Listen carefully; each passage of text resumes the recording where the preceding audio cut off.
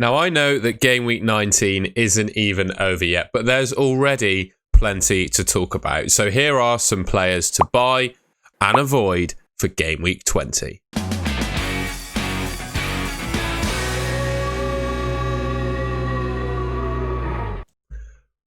We're going to start off then by talking about the man of the moment, and that is Dominic Solanke. Now, honestly, I think he's probably the best asset in the game at the moment. I know that's going some saying that, but based on current form, 8 goals in his last 7 games. He's the top player in the league for non-penalty expected goal involvement in the last 5 game weeks. Likewise, Bournemouth have the highest expected goal involvement in that period too.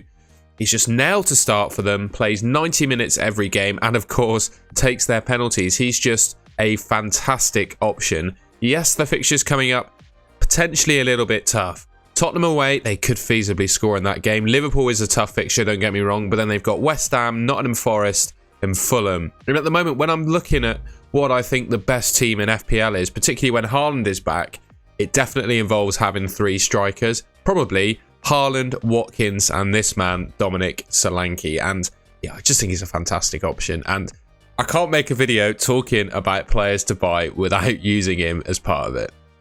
Next up then, we got Trent Alexander-Arnold. Now, I put a point at the bottom here not to think of him as a defender, and I don't know if that's the right way to go about solving this problem, but it helps me work out that he's a fantastic asset, basically. If you think not of him as a defender, think of him as just a normal FPL asset who gets returns through 3 routes, clean sheets, of course, goals and assists. He looks like a fantastic asset. 13 returns in 16 starts, as you can see there. 7 clean sheets, 2 goals and 4 assists. And he's fantastic for bonus points as well. Liverpool have definitely improved defensively. They've kept basically half the games that Trent has started. Liverpool have kept a clean sheet in, right?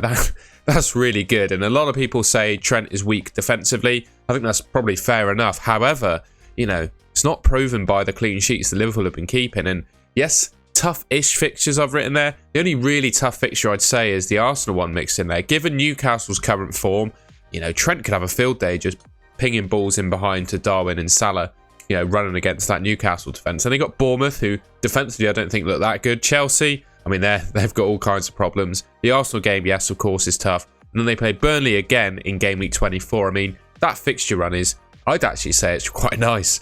So yeah, with the fact he can get returns through 3 different routes, if you haven't bought him already, I think he's a fantastic option.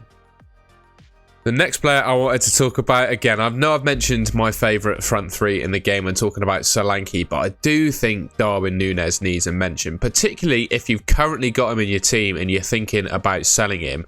I really, really like him. And I already mentioned it with Trent about the fixtures. You know, I think they're good for, you know, goals of players running in behind, basically. And when Salah goes to AFCON in game week 21, I mean, you got to think Darwin's nailed to start, right? I think it's quite clear that Klopp absolutely loves him. He continues to start him even when he's in poor form. And I just think he's a confidence player, right? As soon as he gets like a couple games where he scores consecutively, he's going to go on an absolute tear, in my opinion. And, you know, could that goal versus Burnley be a catalyst? I just think what I'm trying to say, basically, if you've got him in your team, I think it's a really hard case to sell him, given that, you know, Salah, the talisman, is off to AFCON. Who takes the penalties when Salah's gone, I think, is another question. Could Klopp give them to Darwin Núñez to try and build his confidence a little bit? You know, regardless of the actual returns that he's gotten, the underlying numbers are still really strong. 0.75 expected returns per 90, compared to other strikers in the league. I think is probably, behind Haaland at least, the best. And yeah, still think he's a good option in FPL. Now, don't get me wrong, I don't think Garnacho is the best asset in the game by any stretch, or that you should immediately go out and buy him, but I wanted just to think about the way I see the game going over the next few game weeks. Popular players to transfer in maybe the best formation. When I spoke about Solanke, I said basically, when Haaland gets back, Salah and Son go off to their respective international tournaments. I see the best team in FPL basically being a 3-4-3, and with a 3-4-3 obviously means one of the spots of the midfield isn't going to be used, and Garnacho could be the one to, you know, fill that void. Particularly, you know, you're sitting on someone like Semenyo or Archer as your third forward. You bring in Haaland or Solanke for them, and then you need to go cheap in your midfield to replace Salah or Son. And Garnacho, I think, could be your man. You know, he seems to be the first choice left winger for Man United. The way he's playing and the effort he's putting in, I think he's by far and away first choice over Rashford at the moment. He's got a good set of upcoming fixtures as well. Tottenham in there is a bit tough, like probably Villa, to be fair, in game week 24 is where it gets really tough. But I mean, in those 4 games before that, you could see him scoring in all of them, really. And at 4.7 million, you don't have to start him every week. And, you know, for under 5 million, I think he's probably the best midfielder in the game. You know, no one's going to be worrying about tripling up on Man United players at the moment. So it's not like taking up a Man United spot is something to worry about. I just think, you know, with the numbers he's putting up, the fact he's nailed to start every game in an attacking position for Man United under 5 million, I think he's worth considering if you're looking for, you know, an enabler to bring Haaland back in. Now, I wondered if you could do me a favour. If you're enjoying the video so far, please make sure to leave a like rating, subscribe to the channel as well, set the notification bell so you can see when I upload next. If you're really enjoying the video, please consider joining as a channel member. You'll get early access to all of my videos, and when I deadline stream, I'll give you priority when I rate people's teams in Draft Hound. You can also, if you want to support the channel in a different way, check out my shop down below. You can buy yourself a golden goal sticker or a mug. All right, back to the video.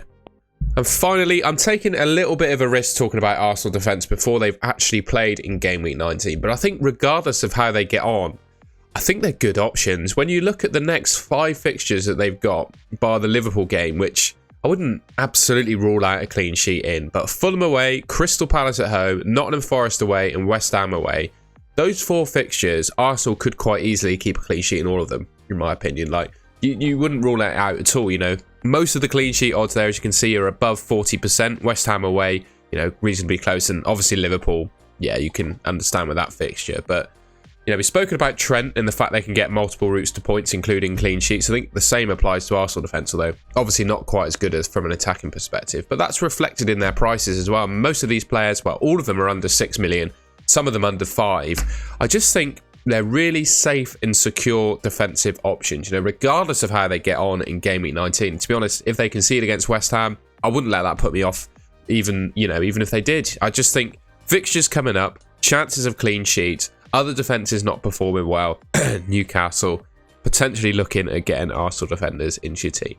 Speaking of Newcastle, I don't really have any stats or anything to show, but over the last few game weeks, they have looked really leggy and tired. And I do think that it's just a temporary blip in form and they will refine some before the end of the season. But right now, over this really busy festive period, they just look so leggy and tired and poor. I watched the game against Nottingham Forest and they were woeful. Like, defensively, they were all over the place. Botman, obviously just returning from injury, looked a shell of the player that he was before. Hopefully, you know, from a Newcastle perspective, that's just a temporary thing. But honestly, right now, I don't think I'd be going anywhere near Newcastle assets. You know, my favourite player probably this season, Anthony Gordon and Lascelles. I mean, I'm a bit worried about continuing to own Anthony Gordon, and I'm looking to ship Lascelles at the earliest opportunity. And when you look at their strike force as well, Isak and Wilson, I mean, game on game, you don't know which of them are going to play. And yeah, just with the current form they're in, I don't think you can be buying Newcastle players. And finally, I've mentioned this in a few previous videos, but we need to now really be cognizant of AFCON and Asia Cup games because, well, they're coming up in game week 21 basically. So there's a couple more weeks until that happens. And I just wanted to show again, to repeat this graphic from Rob T FPL on Twitter of basically, depending on how long these various nations stay in the tournaments, when they're going to be back. So we've got Salah and Son, obviously, as the 2 stars of FPL at the moment that will be going to the tournaments. You can see other key players listed on that graphic there. But basically, the time that they will be leaving and the time they'll be coming back depends on, of course, how far they get in the tournaments. And both tournaments are running along the same sort of timeline. So, you know, if players get out in the group stages, likely to be back in game week 22 or 23. So potentially we could see Salah or Son, if they're eliminated in the group stages, being back in just game week 22. They miss 1 week of football. However, I don't think that's likely. I do think they'll probably miss a couple of weeks regardless of how far they get. However, Son in particular with South Korea are probably the strongest squad in Asia, and I wouldn't be surprised to see them winning the Asia Cup, which means we could be without Heung-min Son all the way up from game week 21 to game week 26. Salah and Egypt, I just don't feel that strong. They're that strong compared to the rest of the African nations, and I don't feel they get quite that far in the tournament. So my view, Salah's probably back game week 23, game week 24 time. They may make it out of the groups, but if they do, I see them getting knocked out fairly early. That's just a prediction though, of course. You don't obviously know how far they're going to get, but keeping a graphic like this safe around you to know when they're likely to be back is going to be really useful. So thought I'd include it. All right, and that's the end of the video. I hope you enjoyed that little look ahead of players to buy and avoid for game week 20. I'll, of course, have future videos coming out before the deadline. If you enjoyed it, please leave me a like rating. I'd really appreciate it. Subscribe to the Golden Goal channel, which should be just there if you want to see more content from me. And I'll catch you in my next video.